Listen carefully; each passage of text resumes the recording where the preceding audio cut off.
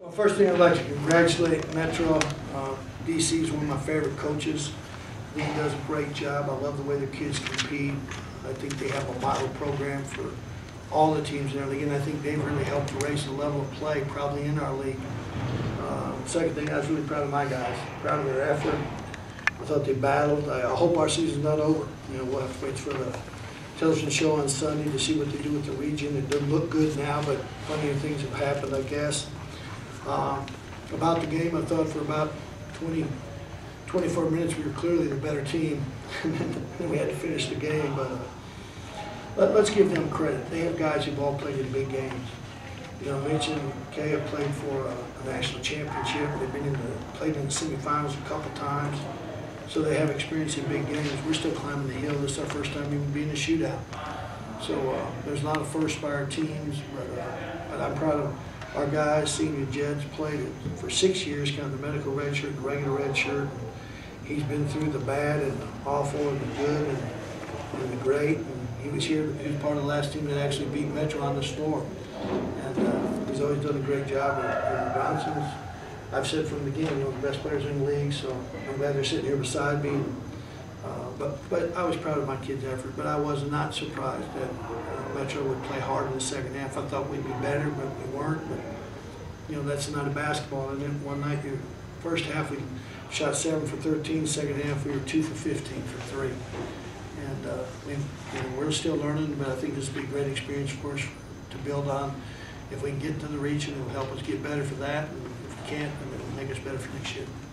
Coach, their defensive pressure in the second half, was that, I mean, what was the difference in the second half? I thought we were very good in execution in the first half. Under the pressure they put on us, I did not think we executed as well. But I also thought this, I thought the key to the first half was we did a great job rebounding. They only had 3 offensive rebounds in the first half. They ended up with 7 in the second half. I thought as the game became more physical, it became a game that favored them. But I thought that their defensive pressure, I thought our inability to execute against pressure was showing in the second half. But you know, that comes from experience. Coach Turner, was there a change in the game plan tonight after playing Metro here last weekend and losing by 23 points coming in? You guys had a great first half, or was it just a case of hitting your shots this time around? No, I thought we guarded better. We talked about this. Listen, the last time Metro lost was the game they played us before we came here and beat them. They beat us by 25 on our home court. So I think with DC, you always have to make adjustments because he's such a great coach and the team is so disciplined. I thought we played more zone this time. I thought that hurt them in the first half. I thought that our kids were much better blocking out in the first half. So we changed some, but really, I thought our game here the first time, we were sort of embarrassed. I mean, the second game of the season here, they wanted to be as bad. I just thought we wilted. And that was our first bad game. You know, we'd won 8 in a row. And that was really our first bad game. And we didn't make shots, and things didn't go our way, and I think we got distracted. And I think that's a sign of a young team. You just got to have more poise. And at some point, even tonight, and you could see this, when they started their run, we really didn't have the ability to dig in and say, no, not this time. We're going to get stop after stop after stop.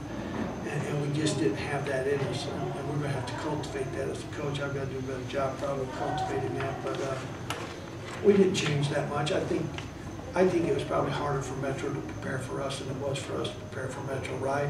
You beat somebody by 25, and it's hard to tell your kids, hey, they're really a good team.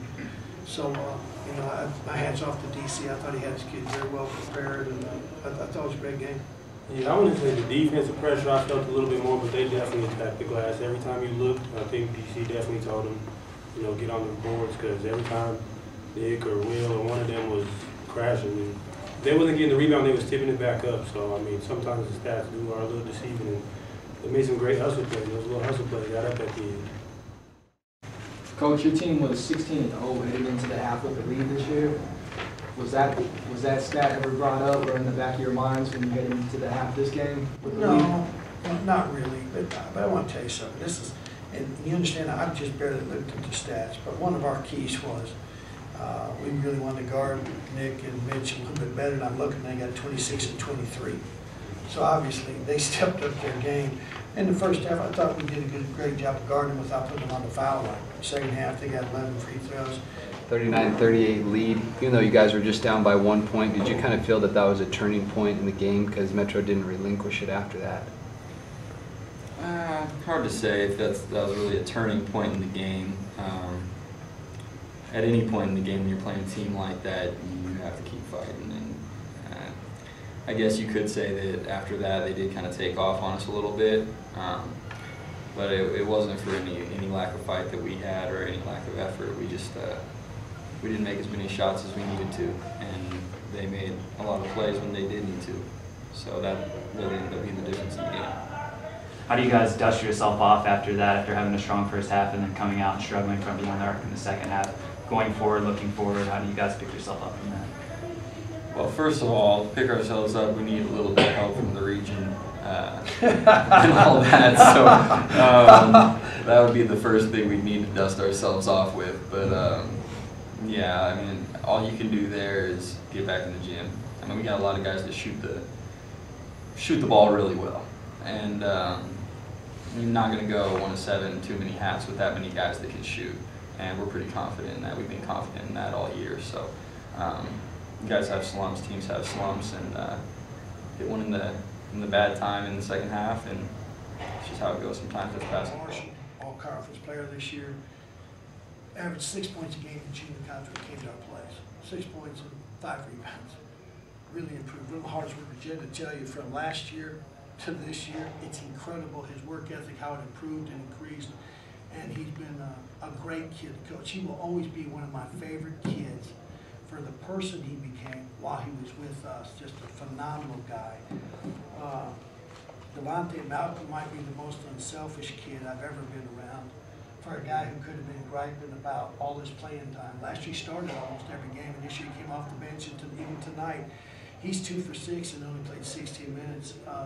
Great shooter, had over 110 threes in junior college.